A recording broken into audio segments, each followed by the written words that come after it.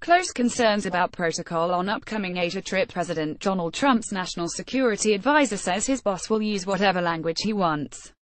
November 2nd. Ultimatums and demands that involve a nuclear North Korea are rising. China are tougher to enforce than dropping out of an international climate pact. Donald Trump is in Asia for the longest tour of the region by any American president in a quarter century, but with a challenge few others have faced: navigating a series of red lines that have been drawn across the region. And most of these deeply troubling diplomatic and military obstacles are of his own making. The success of most red lines, and the political and diplomatic standing of those who draw them, is based on a willingness to follow through on the threats they make. Until now, Trump has been most successful in his diplomatic red lines. He threatened to withdraw from the Paris Climate Pact and unwind pollution control regulations crafted by his predecessors, and he did. In Syria, he pledged to carry through on the disastrous red line established by Barack Obama, sending a flotilla of cruise missiles against the military forces of Bashar Assad when the Syrian dictator, once again, used chemical weapons on his own people.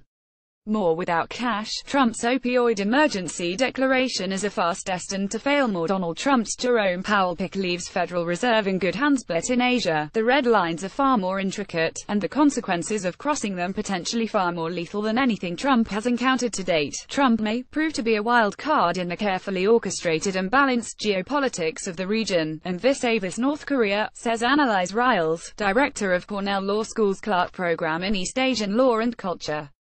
She says people in both Japan and South Korea are far less anxious and fearful about the possibility of a nuclear attack than most Americans are, ironically. Still, they'll have to weather consequences, which could prove quite frightening indeed. North Korea has already violated the airspace at Trump's first stop, Japan, by sending an intercontinental missile across its territory on a test flight. While it carried no nuclear weapon, it was of a type that could certainly do so in the future. So how did Trump react to this threat to an ally he has said he values most deeply with a direct challenge? "We dominate the sky, we dominate the sea, we dominate the land and space," Trump proclaimed to American troops at Yokota Air Base when he landed in Japan late Saturday. "We have the best people, each of you embodies the warrior creed.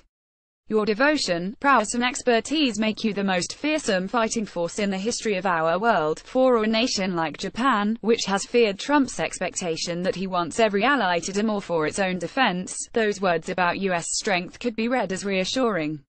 But they could be frightening for South Korea, Trump's next stop and the nation most directly in the crosshairs every day of North Korean military might. Of all the red lines, as described by Trump's national security advisor, H.R. McMaster, this is the most inviolable. The United States remains committed to the complete, verifiable, and permanent denuclearization of the Korean peninsula. No middle ground, no compromise. For Pyongyang, that's already being portrayed as an existential threat. North Korea leader Kim Jong-un is known to have taken very seriously to heart what happened to Libyan dictator Muammar Gaddafi when he renounced his nuclear ambitions.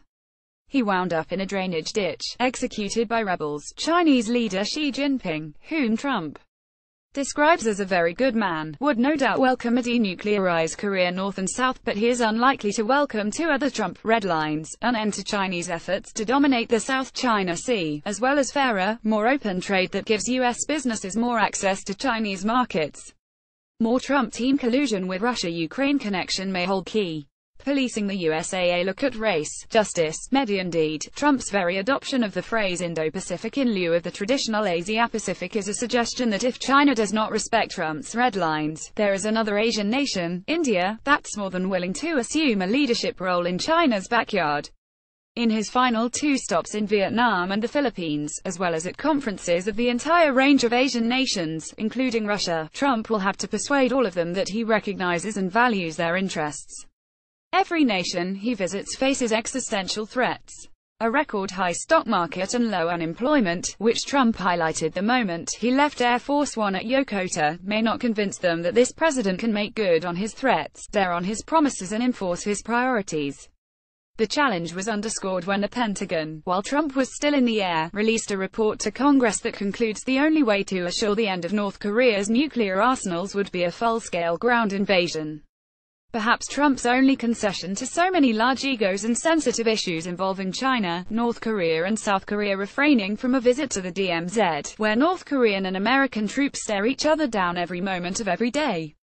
But it will take far more than a gesture to emerge a winner from these 12 days in Asia.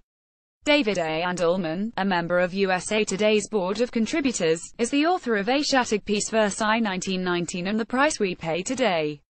He formerly was a foreign correspondent for The New York Times in Asia and Europe, and Paris correspondent for CBS News. Follow him on Twitter at David Andelman. Read or share this story https://usat.ly2hkqpdw